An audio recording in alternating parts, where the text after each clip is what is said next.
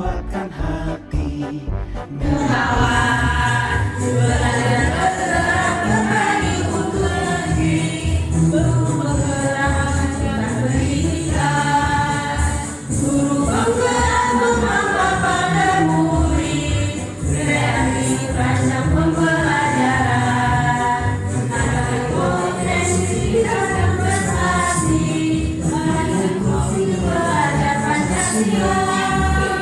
Belajar bergerak berbagi untuk negeri, kita mencari kolaborasi.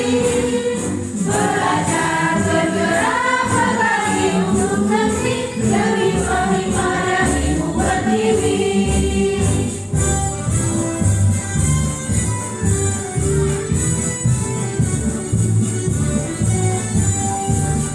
Bulatkan tekad, kuatkan hati, negeri ini memanggilmu kawan. Belajar bergerak berbagi untuk negeri, guru bergerak masukkan pendidikan.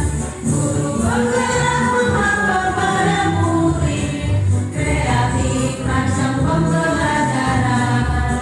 Ada potensi dan prestasi, lahirkan mobil belajar Pancasila. Belajar bergerak berbagi untuk negeri, kita mencari kolaborasi. Belajar bergerak berbagi untuk negeri, demi Fatimah dan Ibu Pertiwi. Belajar bergerak berbagi untuk negeri, kita mencari kolaborasi. Belajar bergerak berbagi untuk negeri, demi Fatimah dan Ibu Pertiwi. Demi Fatimah dan Ibu Pertiwi.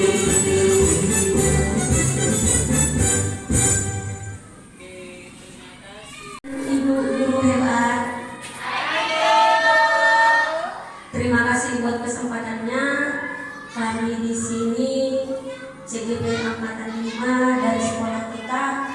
Di sini kami akan berbagi implementasi budaya positif yang kami dapatkan selama kami belajar sebagai CGP di modul 1.1, dan kebetulan ini berbagi budaya positif adalah di 1.4. Jadi kami akan membagikan apa yang kami dapatkan ketika kami belajar di modul tersebut, dan kiranya praktik baik atau apa yang kami dapatkan ini boleh menjadi pegangan bagi kita bersama, supaya kita memang semangat di dalam kita.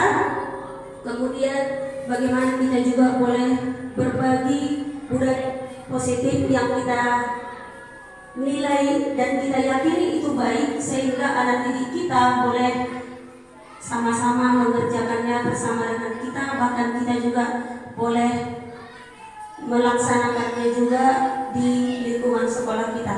Baiklah, di sini kami akan menjelaskan mengenai implementasi budaya positif.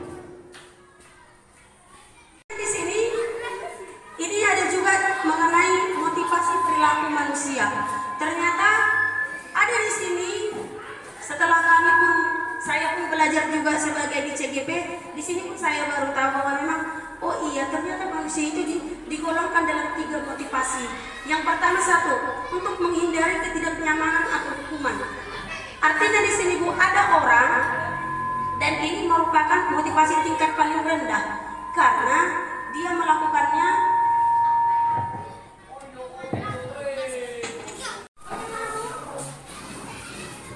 baiklah. Di sini kita akan masuk ke dalam materi selanjutnya, kebutuhan dasar manusia. Ada 5 dasar kebutuhan manusia. Yang pertama itu adalah kebutuhan bertahan hidup. Artinya di situ bahwa manusia itu untuk dalam memenuhi kebutuhannya, dia yang paling utamanya adalah kebutuhan hidup atau kebutuhan primer, yaitu makanan, pakaian, rumah. Itulah yang dasar daripada yang pertama adalah kebutuhan dasar hidup.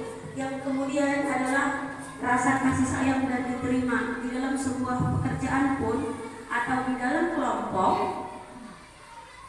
kita kalau kita diterima, pastinya kita merasa disayang, bahkan kita merasa nyaman di tempat tersebut. Selanjutnya itu adalah kesenangan, artinya kebutuhan untuk merasa senang. Setiap orang berarti berhak untuk mendapatkan bahagia, yaitu berupa senang, entah dia mau jalan-jalan, piknik atau bagaimanapun yang membuat dia merasa senang. Kemudian dia ada penguasaan, artinya kebutuhan pengakuan atas kemampuan. Artinya setiap kita manusia, apapun yang kita lakukan, apapun yang kita kerjakan, pastinya kita ingin diakui atas kemampuan yang kita miliki. Kemudian selanjutnya itu adalah kebebasan, artinya di dalam hidup ini kita diberikan, kita bebas dalam memilih, artinya di dalam pilihan kita tersebut kita pun merasa bahagia di dalam menjalankan kebebasan tersebut.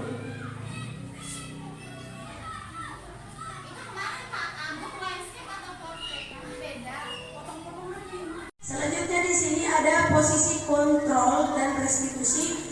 Di sini ada 5 yang menjadi posisi kita sebagai guru, yaitu ada penghukum, kemudian ada pemantau, ada teman, ada pembuat merasa bersalah, dan manajer. Kalau dia menghukum, tentunya dia akan mengeluarkan kata-kata, kalau kamu tidak melakukannya, saya akan titik-titik. Berarti dia akan membuat suatu tindakan kalau memang si anak tersebut tidak melakukannya. Kemudian kalau dia sebagai pembuat merasa bersalah, dia akan mengeluarkan kata-kata, kamu sudah mengecewakan Papa. Jadi akhirnya anak-anak merasa gagal ketika dia tidak memenuhi apa yang sesuai dengan tuntutan daripada gurunya. Kemudian kalau dia sebagai teman, lakukanlah nak demi ibu. Jadi dia meminta kepada anak untuk melakukan sesuatu hanya demi gurunya. Jadi gurulah yang menjadi patokannya di dalam melakukan segala sesuatu. Kemudian kalau sebagai pemantau, dia mengingatkan peraturannya, atau kamu datang jam berapa, peraturan kita apa. Itulah tujuan dia ketika dia posisi kita sebagai pemantau. Kalau dia sebagai manajer, dia akan menanya apa yang kita yakini atau nilai-nilai baik apa yang kita pegang di dalam melakukan sesuatu. Baiklah, di sini untuk lebih memahaminya, saya akan membagikan ada video mengenai restitusi ini. Mari kita saksikan bersama.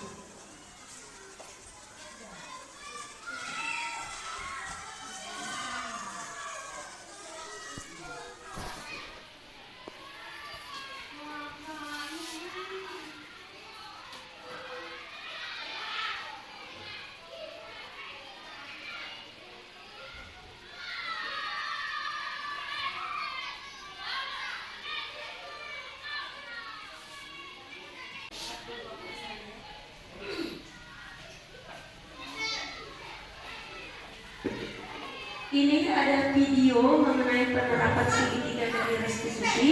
Mari kita saksikan bersama.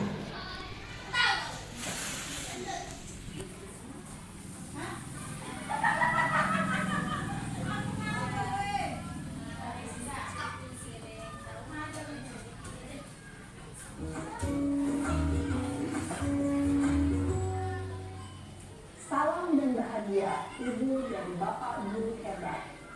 Pada video kali ini kita akan membahas tentang salah satu program disiplin positif yang diterapkan di lingkungan sekolah yang dikenal dengan nama restitusi.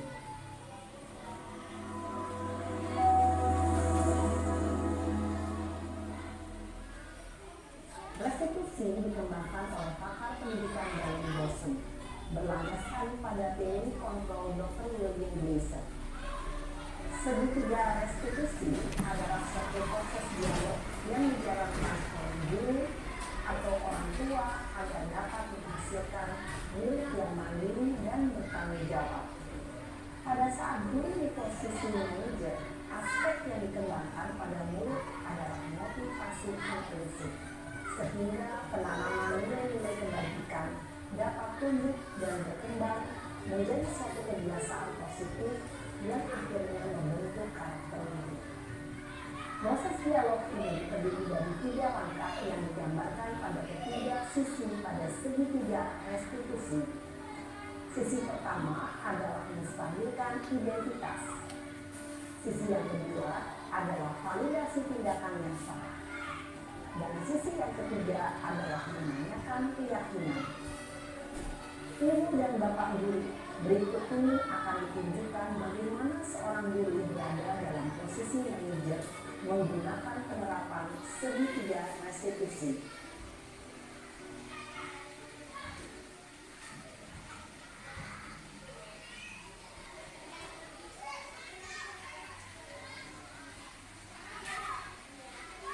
Yang salah. Sudah lama nggak ketemu Sarah? Kenapa hari ini ada gitu? Kesel Pak, kesel banget. Masa aku dikatain tukang fitnah Pak? Ya aku marah lah. Aku balik ngatain Eka di depan kelas. Kesel banget. Oh begitu. Ya pasti kamu marah dan kesal. Bapak juga akan marah apabila ada yang menuduh Bapak seperti itu. Kemudian pada saat itu kamu mau melakukan apa? Ya saya langsung ngatain Eka lah Pak. Kesel banget. Saya bentak-bentak dia di depan teman-teman lain. Oh begitu. Pasti kamu melakukan seperti itu karena suatu alasan tertentu kan? Iyalah, masa saya diam saja Pak? Ya saya bela diri lah. Masa saya dituduh tukang fitnah? Ya wajar lah. Mempertahankan harga diri itu sesuatu yang penting buat kamu. Untuk kamu tidak bertindak lebih gegabah lagi. Hanya membentak-bentak. Iya Pak. Untung saya masih bersabar dan hanya membentak saja. Udah gemes padahal. Saya pasti bela diri lah. Ya pasti ya. Tapi kamu memilih untuk bertahan dari sana. Kamu memilih untuk tidak berbuat lebih parah lagi kan? Nah, sekarang coba kita lihat lagi. Tindakan kamu yang bentak-bentak Eka di kelas. Tindakan kamu itu kira-kira sesuai dengan keyakinan kelas atau prinsip kamu tidak? Enggak lah Pak. Capek Pak jadi pengarah. Jadi keyakinan atau prinsip mana yang kurang sesuai dengan keinginan kamu? Ya, saya sebenarnya sangat menghargai orang lain. Mungkin saat itu saya menjadi emosi. Jadi tidak menunjukkan sikap itu. Kamu meyakini tidak? Menghargai orang lain itu penting buat kamu. Yakinlah Pak. Iya, setuju. Kita harus saling menghargai. Namun ada juga keyakinan yang kita sepakati yang perlu kita jalankan apabila kita sedang marah, bukan? Ya, saya bisa lebih proaktif. Mulai dengan diri sendiri.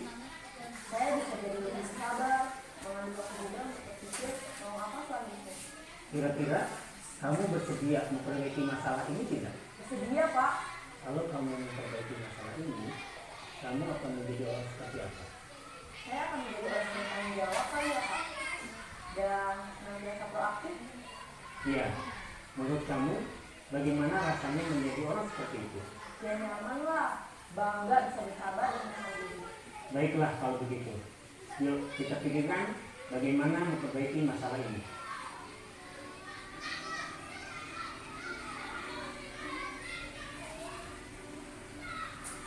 Ibu dan Bapak guru hebat. Baru saja kita menyaksikan contoh bagaimana seorang guru berada dalam posisi manajer menggunakan penerapan segitiga restitusi. Mari kita bahas satu persatu. Pada sisi pertama, menstabilkan identitas berdasarkan pada prinsip bahwa membuat kesalahan adalah bagian dari proses pembelajaran. Sisi pertama dari segitiga ini berperan menggeser identitas murid dari identitas gagal ke identitas sukses. Murid yang sedang bertingkah laku yang tidak pantas atau menarik diri saat itu sedang mengalami identitas gagal. Bila kita mengkritiknya, maka posisinya tidak akan berubah.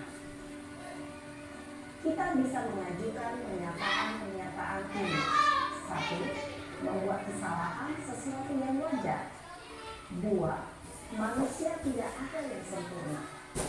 3. Kita bisa memperbaiki masalah ini. 4. Saya tidak menanyakan kesalahannya. Saya lebih fokus bagaimana memperbaiki masalah ini. 5. Apakah saat ini kamu pernah menjadi orang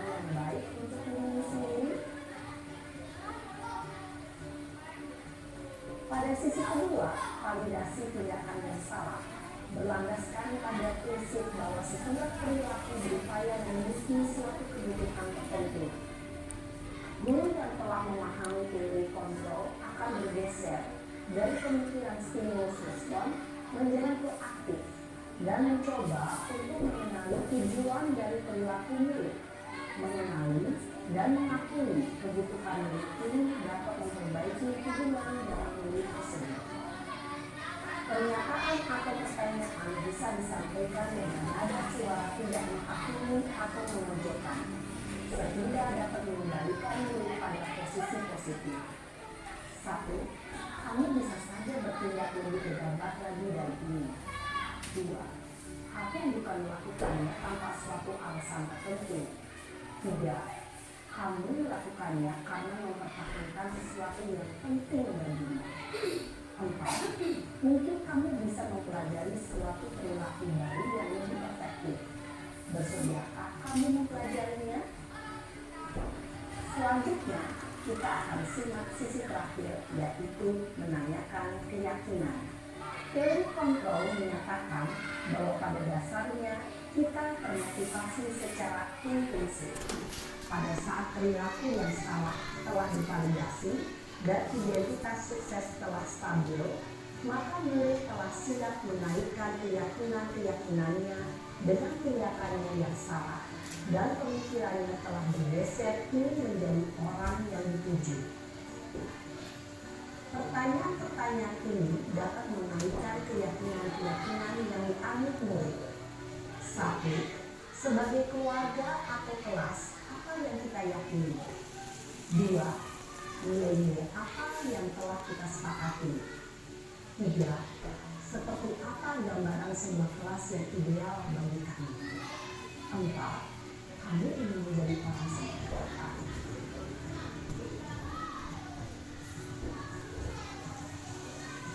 Dalam menerapkan segitiga restitusi, perlu diperhatikan beberapa hal, yaitu 1. Perilaku yang salah perlu dikaitkan dengan nilai-nilai atau keyakinan-keyakinan yang telah disepakati atau dituju. 2. Kesediaan orang yang melakukan kesalahan untuk memperbaiki masalah. 3. Pemecahan masalah sebisa mungkin relevan atau memiliki hubungan dengan masalah yang ada. 4. Usaha. Perlu adanya suatu usaha perbaikan dari pihak yang berbuat kesalahan. 5. Waktu. Perlu didedikasikan waktu dari pihak yang berbuat kesalahan. Tanyakan kapan akan mulai diberlakukan usaha untuk memperbaiki masalah. Dengan memahami struktur penerapan segitiga restitusi, diharapkan guru dapat menerapkan posisinya sebagai manajer dengan mengajukan pertanyaan-pertanyaan bermakna yang dapat membuat murid menjadi lebih percaya diri, bertanggung jawab, dan mandiri. Nah, ibu bapak guru perlu tidaknya mengikuti ketiga tahapan dalam segitiga restitusi bergantung pada ringan beratnya suatu permasalahan. Misalnya, bila permasalahan tersebut ringan, maka tidak perlu dijalankan secara berurutan. Bahkan bisa semudah menanyakan apa keyakinan yang kita sepakati. Dengan menjalankan segitiga restitusi, dengan mengajukan pertanyaan-pertanyaan bermakna, diharapkan murid menjadi lebih kuat secara pribadi, dapat membuka wawasan murid agar dapat menyelesaikan permasalahannya sendiri, semakin percaya diri, mandiri, dan merdeka. Salam dan bahagia, Ibu Bapak.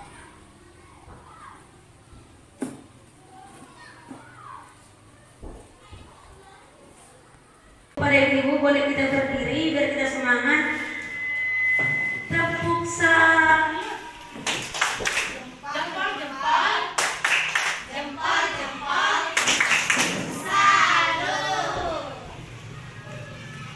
Kita akan coba melanjutkan. Ada satu lagi video mengenai posisi kita sebagai seorang guru, yang pada akhirnya kita akan belajar sebenarnya kita ini posisinya di mana. Jadi kita akan melihat di video ini.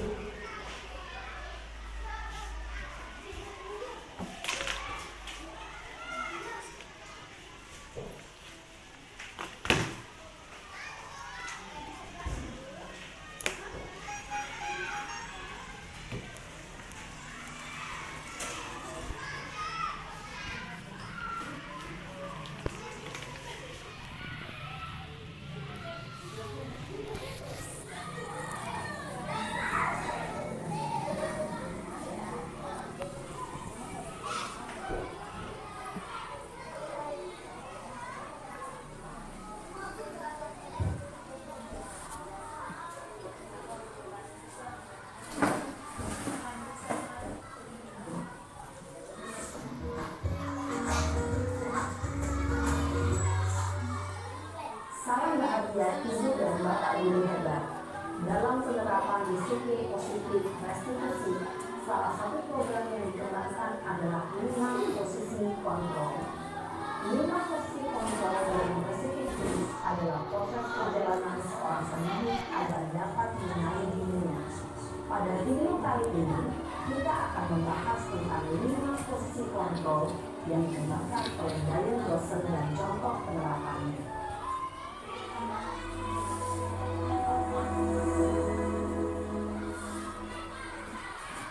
Lima posisi kontrol itu adalah 1. Posisi penghukum, 2. Posisi pembuat merasa bersalah, 3. Posisi teman, 4. Posisi pemantau atau monitor, dan 5. Posisi manajer. Untuk lebih memahami kelima posisi tersebut, mari kita saksikan kasus Naren yang terlambat hadir 20 menit di sekolah dan melihat bagaimana kelima posisi kontrol dalam menghadapi masalah tersebut.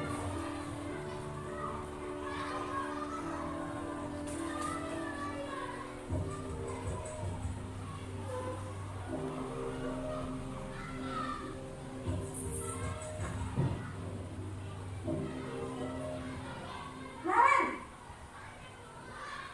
sini kamu. Selamat pagi, Bu. Selalu terlambat. Kamu deh, pasti terlambat. Maaf, Bu. Saya Apa? Apa coba? Alasan kamu apa lagi? Kapan sih kamu tidak terlambat? Malas sekali ya kamu jadi anak. saya Dasar pemalas. Gak kapok-kapok sih kamu. Sudah berapa kali terlambat? Sana, kamu keliling lapangan basket 2 kali. kenapa saya harus keliling lapangan basket, Bu? Kenapa? Kamu melawan ibu. Berani-beraninya jawab. Sudah terlambat, masih berani jawab pula. Sekarang, keliling lapangan basket 5 kali sekalian. Biar kapok. Cepat. Pergi sana ke lapangan basket. Posisi penghukum biasanya berbicara dengan nada tinggi, menghabis, menunjuk-nunjuk, menyakiti, dan menyindir. Hukuman bisa berupa fisik maupun psikis. Ibu dan bapak guru hebat. Dampak yang terjadi pada murid ketika guru berada pada posisi penghukum adalah murid cenderung akan memberontak, bahkan menyimpan dendam.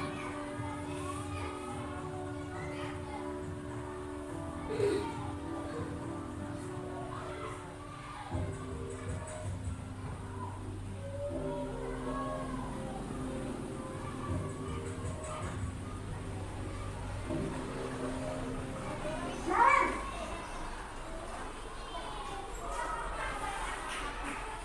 Selamat pagi, Bu. Naren. Kamu kenapa terlambat lagi, nak? Ya Tuhan, Naren. Kamu senang ya bikin ibu susah ya? Kalau kamu terlambat lagi, nanti ibu yang ditegur bapak kepala sekolah, nak. Disangka ibu tidak bisa membina kamu. Duh, gimana ini?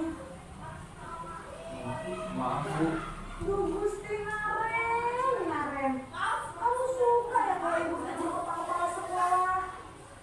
Terus, sekarang ibu harus tulis apa nih di buku absen? Ini kamu sudah sering terlambat loh. Ibu harus apa coba? Maaf, Bu. Maaf sekali. Ya sudah, lain kali jangan bikin ibu susah lagi ya nak ya. Ibu tidak akan kuat lagi kalau kamu begini terus. Bisa jantungan kalau ibu tegur bapak kepala sekolah. Sana cepat, kelas. Maaf ya, Bu. Maaf sekali. Posisi pembuat rasa bersalah berbicara dengan nada tenang, cenderung lembut, namun kata-kata yang diutarakan membuat murid merasa menjadi orang yang gagal, memandang buruk dirinya sendiri, merasa tidak berharga, dan tidak sanggup membahagiakan orang lain. Ketika guru mengambil posisi pembuat rasa bersalah, murid akan menganggap dirinya yang bersalah dan ia akan menyimpan emosi negatif tersebut di dalam dirinya.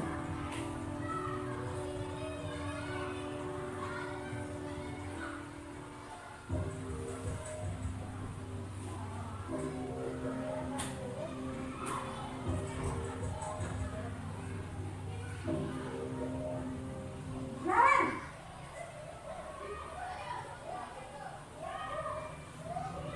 Selamat pagi Bu. wah, sudah jam berapa ini nak? Terlambat lagi ya sayang. Iya Bu, habis ibu saya lupa bangunkan saya Bu. Kamu malah menyalahkan ibu kamu.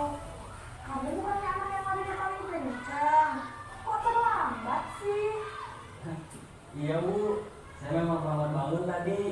Jadi biarpun saya lari kencang, tetap gak kekejar Bu. Ya sudah sana. Nanti lain kali larinya lebih kencang lagi ya. Biar gak terlambat lagi. Bikin senang ibu demi ibu. Bisa kan? Bisa lah Bu. Ya sudah sana masuk kelas. Ibu beresin urusan absen kamu. Kamu ini ada-ada saja. Dalam posisi teman, guru berbicara dengan nada suara nama akrab, cenderung bersenda gurau untuk menjaga suasana tetap santai. Murid akan merasa senang, aman, dan akrab dengan guru. Identitas yang tercipta adalah identitas sukses atau berhasil.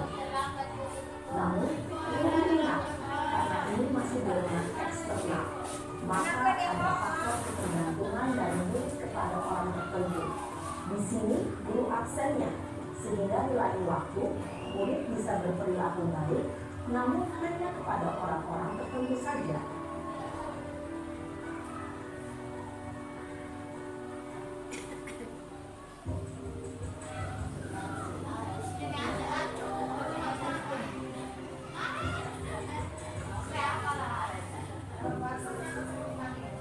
Naren,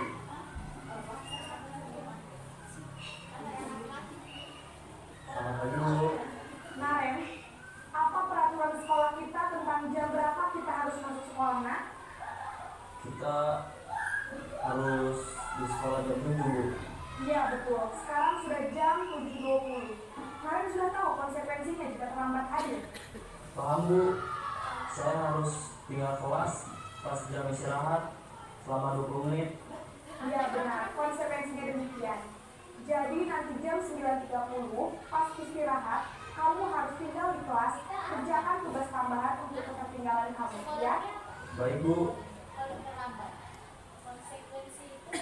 Posisi pemantau mengandalkan perhitungan atau data untuk mengontrol murid. Guru mengarahkan murid berdasarkan peraturan dan konsekuensi. Seorang pemantau menunjukkan bahasa tubuh dan ekspresi wajah yang datar yang cenderung formal.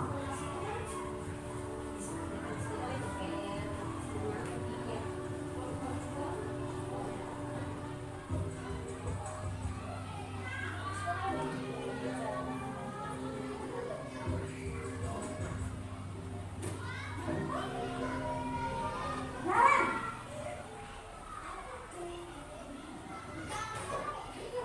Selamat pagi Bu. Selamat pagi, Naren. Maaf Bu, saya terlambat. Iya, sekolah masuknya jam 7, sekarang sudah jam 7.20. Jadi sekarang bagaimana ini, Naren? Maaf Bu, saya lupa setel alarm saya semalam. Baiklah, menurut kamu, keyakinan sekolah yang mana yang perlu kamu tingkatkan? Menghargai diri sendiri dan orang lain mungkin ya Bu. Setuju.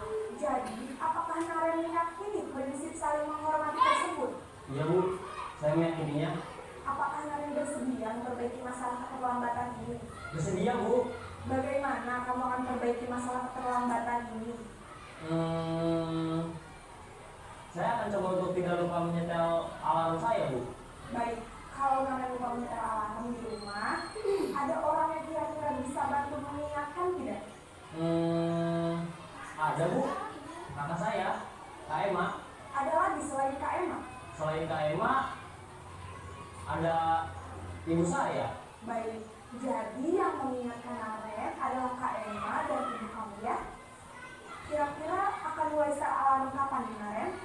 pulang sekolah akan segera saya lakukan. Baik, jadi Naren akan setel alarm untuk bangun besok pagi dan akan diingatkan oleh kakak dan ibunda Naren ya. Ada lagi yang mungkin perlu dilakukan Naren agar tidak terlambat bangun lagi? Tidak ada, Bu. Baik Naren, terima kasih untuk kerjasama kamu. Sekarang kamu perlu kembali ke kelas untuk belajar. Baik, Bu. Terima kasih. Posisi manajer adalah posisi kontrol yang disarankan untuk membimbing murid memiliki sikap disiplin yang positif, yaitu murid yang mandiri, bertanggung jawab, dan dapat memecahkan masalah. Tujuan dari posisi ini adalah agar murid dapat berefleksi atas tindakannya. Guru akan lebih terus memberikan pertanyaan-pertanyaan bermakna, sehingga membuat murid dapat belajar dari kesalahannya dan mencari sebuah solusi untuk menyelesaikannya. Ibu dan bapak guru hebat, setelah mengamati adegan kelima posisi kontrol tadi, kira-kira posisi mana yang paling ideal? Posisi mana yang dapat menunjang motivasi intrinsik murid? Ya, tentu posisi manajer. Posisi ini memang posisi ideal yang ingin dituju setiap pendidik. Pada posisi inilah, guru dapat menerapkan disiplin positif yang berpihak pada murid, yang memerdekakan murid. Perjalanan seorang pendidik tentunya tidak mudah untuk sampai pada posisi seorang manajer. Namun, tujuan kita pasti, yaitu menciptakan murid-murid yang mandiri, merdeka, dan bertanggung jawab.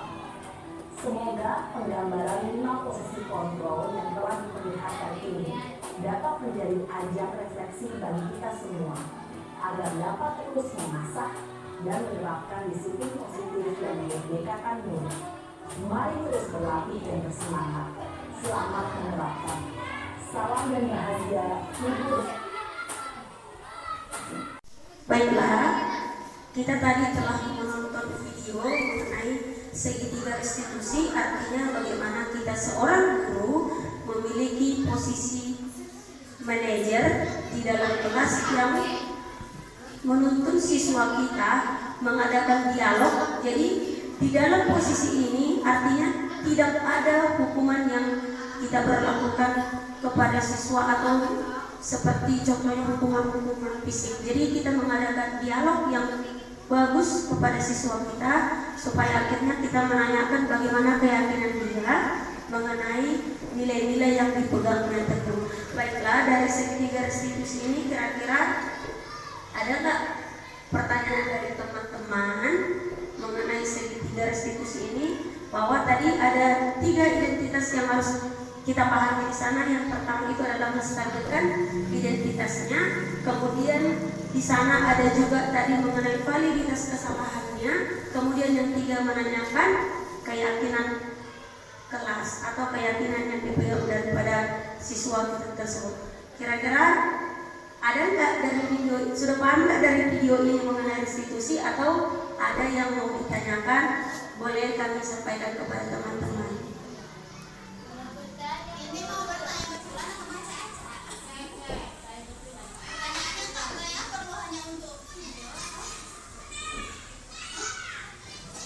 Izin bertanya Bu ya. Apa yang saya tanyakan adalah apakah hukuman itu memang tidak boleh diberikan kepada anak didik walaupun dia memang berkali-kali melakukan kesalahan itu. Yang kedua, bagaimana kiat-kiat atau tips menjadi guru yang menyenangkan bagi murid? Terima kasih. Terima kasih buat pertanyaannya kepada Bu Rohima. Baiklah, setelah kami belajar di CGP mengenai segitiga restitusi, apalagi dengan metodenya, saya cenderung menjadi seorang guru penghukum. Jadi memang ini bertentangan dengan hati nurani saya karena saya seorang penghukum. Tetapi ketika belajar mengenai segitiga restitusi ini, saya memang berusaha untuk menerapkannya di kelas, dan memang saya lihat ketika saya keras terhadap siswa saya pun tambah juga bandel. Jadi ketika saya laksanakan segitiga restitusi ini, saya bisa melihat memang beberapa siswa saya yang memang benar tidak mau mengerjakan PR, tapi pada akhirnya memang sudah bisa saya hitung, sudah ada dia 3-4 kali mengerjakan PR, walaupun sebelumnya sama sekali dia tidak mengerjakan PR. Kemudian di dalam segitiga restitusi ini memang kita sebagai seorang guru berusaha bagaimana supaya menguatkan daripada karakter anak. Ketika memang kita sebagai penghukum, akhirnya anak itu bisa jadi merasa minder atau dia tidak percaya diri. Jadi ketika kita mengadakan dari segitiga restitusi ini, artinya karakternya yang gagal itu jadi dikuatkan, dan akhirnya dia akan berbalik dari karakter yang tidak baik itu semakin kuat nanti ke arah yang positif, karena memang kita juga mengarahkan dia, menanyakan dia mengenai keyakinan dia, kemudian mengapa dia melakukan itu. Jadi dia merasa tidak dipojokkan ketika dia melakukan kesalahan tersebut. Kemudian bagaimana menjadi seorang kiat-kiat, menjadi guru yang menyenangkan ya. Kalau menurut saya untuk menjadi guru menyenangkan itu pastinya ketika kita memang tidak begitu melakukan seperti hukuman. Rasa saya itu udah menyenangkan bagi anak ketika kita memang mau bertanya bagi mereka, ketika mereka mau, pada saat mereka melakukan kesalahan, kita menanyakan bagus-bagus. Saya rasa mereka pun bisa, mereka kan nyaman dengan kita. Kemudian bagaimana kita di kelas sebagai teman bagi mereka. Menurut saya itu aja. Atau ada teman-teman yang mau menambahi?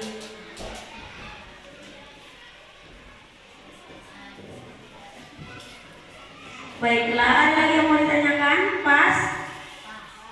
Oke. Bapak Ibu.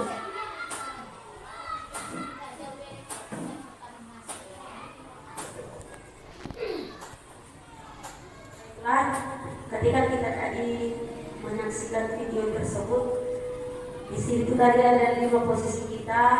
Jadi mungkin kita akan bertanya pada diri kita, kira-kira posisi kita di mana dan posisi mana yang sudah pernah kita lakukan.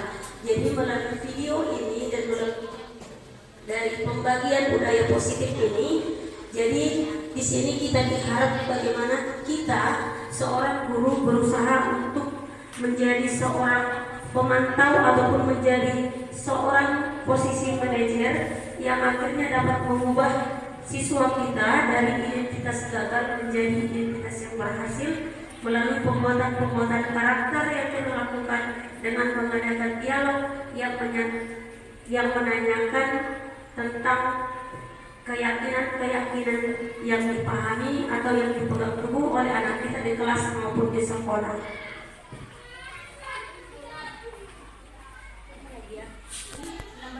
Baiklah, kita tadi telah menonton video mengenai segitiga restitusi, artinya bagaimana kita seorang guru memiliki posisi manajer di dalam kelas yang menuntun siswa kita mengadakan dialog. Jadi di dalam posisi ini artinya tidak ada hukuman yang kita berlakukan kepada siswa atau seperti contohnya hukuman fisik. Jadi kita mengadakan dialog yang bagus kepada siswa kita supaya akhirnya kita menanyakan bagaimana keyakinan dia mengenai nilai-nilai yang dipegangnya teguh. Baiklah, dari segitiga restitusi ini kira-kira ada nggak pertanyaan dari teman-teman mengenai segitiga restitusi ini? Bahwa tadi ada 3 identitas yang harus kita pahami di sana. Yang pertama itu adalah menstabilkan identitasnya. Kemudian di sana ada juga tadi mengenai validitas kesalahannya. Kemudian yang 3 menanyakan keyakinan kelas atau keyakinan yang dipegang daripada siswa kita tersebut. Kira-kira ada nggak dari video, sudah paham nggak dari video ini mengenai restitusi, atau ada yang mau ditanyakan? Boleh kami sampaikan kepada teman-teman.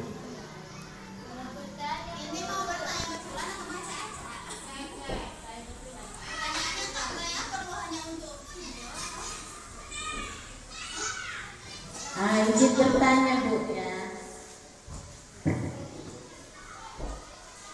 Ketika saya melakukan konsep-konsep tersebut di sekolah. Saya mau berbagi contoh seperti ini. Tadi kan di sini posisi guru ada 5 kan. Rasa saya pasti Bapak Ibu atau teman-teman sudah tahu posisinya di mana. Dari posisi yang pertama itu adalah sebagai pembuku. Jadi tak usah jauh-jauh, saya juga langsung menyadari bahwa saya suka menghukum. Kemudian posisi yang kedua adalah membuat orang merasa bersalah. Terkadang kita sebagai guru, nah masa kamu kayak gitu sama ibu? Ibu udah seperti ini, masa kamu gitu? Pasti gitu kita kan? Itu dia membuat orang merasa bersalah. Kemudian yang ketiga itu sebagai teman. Ketika kita sebagai teman, kita dia mengajak bercerita. Kemudian kita juga bisa menyampaikannya, ibu kecewa loh sama kamu nak. Jadi seperti itu kan. Jadi kan kalau kita mengajak dia sebagai teman, kalau kita bilang kecewa sama dia, pasti dia akan merasa sedih juga. Kemudian di situ ada posisi pemantau. Artinya pemantau di situ kita membuat suatu peraturan. Contohnya masuk jam 7.30. Contohnya ada murid kita yang terlambat, sudah jam berapa ini? Kamu kok datang? Jadi kita mengingatkan mengenai peraturan yang kita sepakati. Kemudian di situ posisi kita sebagai manajer, itu posisinya yang sebagai manajer bagaimana kita mengingatkan kesepakatan yang kita sepakati bersama dengan dia di awal. Nah, apa ya? Mengapa kamu terlambat? Oh, wajarlah kamu melakukan seperti itu. Kemudian kita balikkan lagi mengenai memvaliditas kesalahan. Apa menurut kamu benar nggak? Salah nggak yang kamu lakukan ini?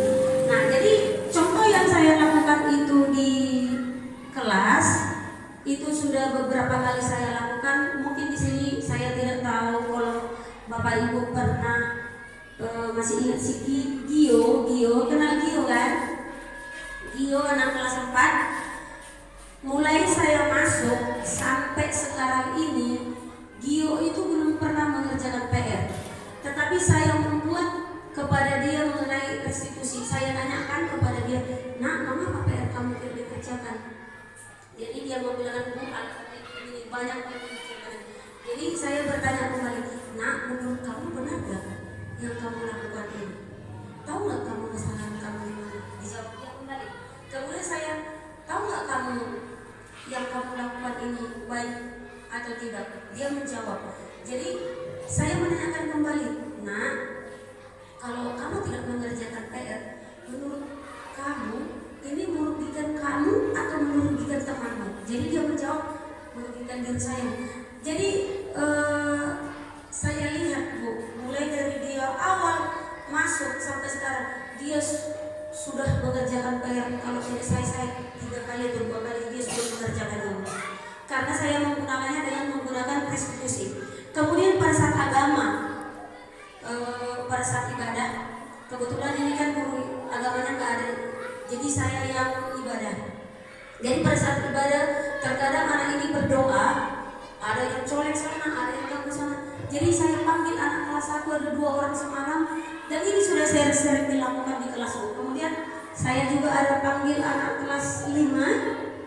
Jadi saya tanyakan kembali, nah, mengapa kamu melakukan seperti itu?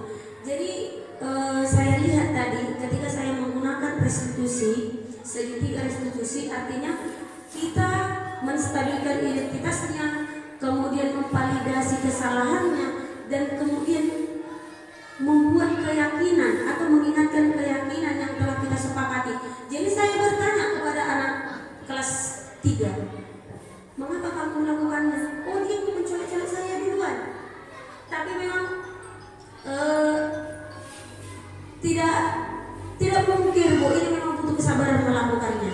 Jadi mungkin beberapa hari yang lalu Bapak Ibu melihat kami sepertinya membuat video. Memang itu terlihat sekedar seperti, baiklah,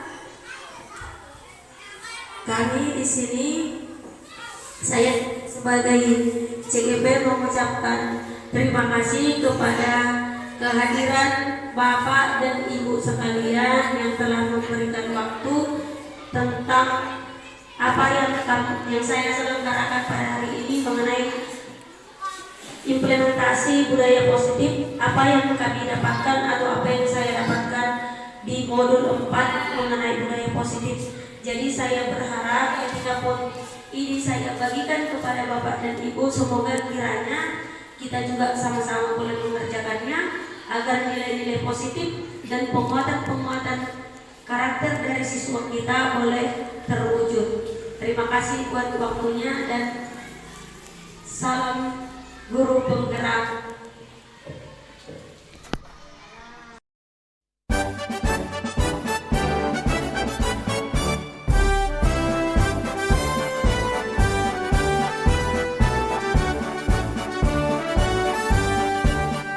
Bulatkan tekad, kuatkan hati, negeri ini memanggilmu kawan. Belajar, bergerak, berbagi untuk negeri, guru penggerak majukan pendidikan. Guru penggerak menghamba pada murid, kreatif rancang pembelajaran. Hargai potensi, tingkatkan prestasi, lahirkan profil pelajar Pancasila. Belajar, bergerak, berbagi untuk negeri, kita menjalin kolaborasi. Belajar, bergerak, berbagi untuk negeri, demi bakti pada Ibu Pertiwi.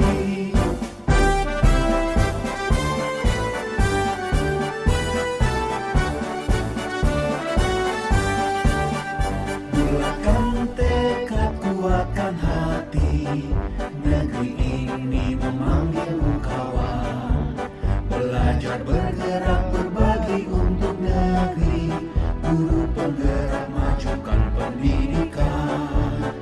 Guru penggerak menghamba pada murid, kreatif rancang pembelajaran. Hargai potensi, tingkatkan prestasi, lahirkan profil pelajar Pancasila.